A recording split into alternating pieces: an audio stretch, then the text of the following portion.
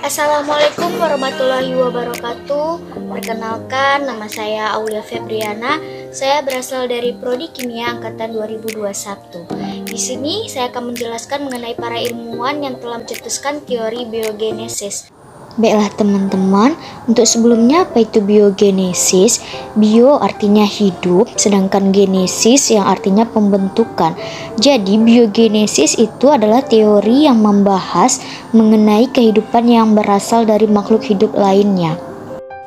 Ada 3 tokoh yang mengemukakan teori biogenesis ini.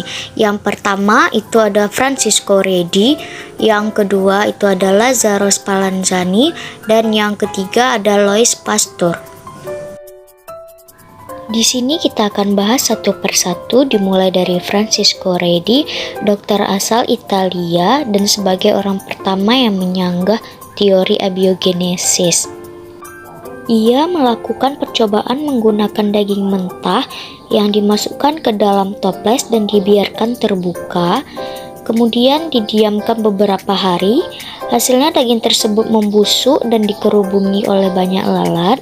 Lalat-lalat tersebut pun bertelur dan menimbulkan belatung. Di toples kedua, ia menutup toples menggunakan kain kasa dan kemudian didiamkan beberapa hari juga.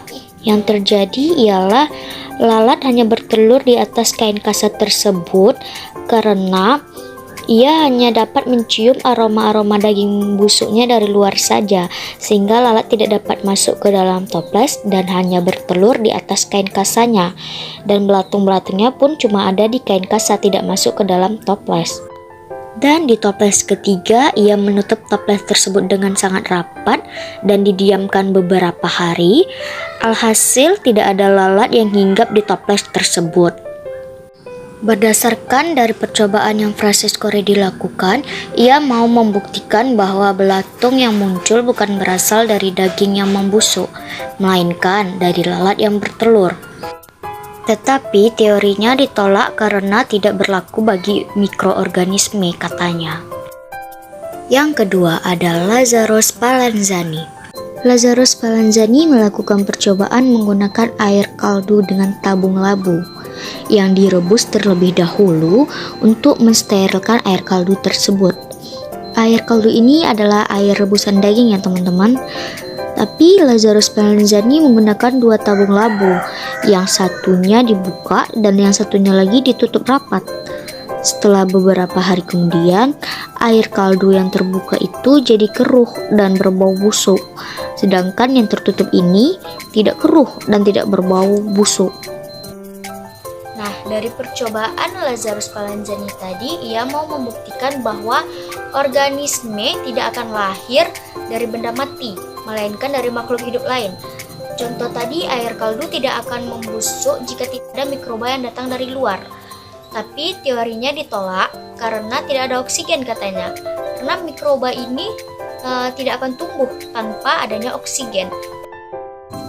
Yang ketiga, Louis Pasteur, seorang ahli biokimia dari Prancis yang melakukan eksperimen mirip dengan Lazzaro Spallanzani. Louis Pasteur hanya menggunakan satu labu yang berleher angsat yang berpipa panjang. Tujuannya agar oksigen bisa masuk. Kaldunya dipanaskan terlebih dahulu, disterilkan, dibiarkan beberapa waktu, kemudian hasilnya tetap jernih. Mengapa? Karena mikroorganisme tidak bisa langsung masuk ke dalam kaldu tersebut. Ia terperangkap di leher angsat di pipa panjangnya ini, sehingga air kaldunya tetap jernih. Karena sudah dibuktikan tetap jernih, barulah tabung labunya dimiringin agar terkena pipa-pipa yang sudah terkontaminasi ini, dan dibiarkan lagi beberapa hari, barulah dia menjadi keruh atau berbau busuk, karena ada mikroorganisme yang masuk dari luar.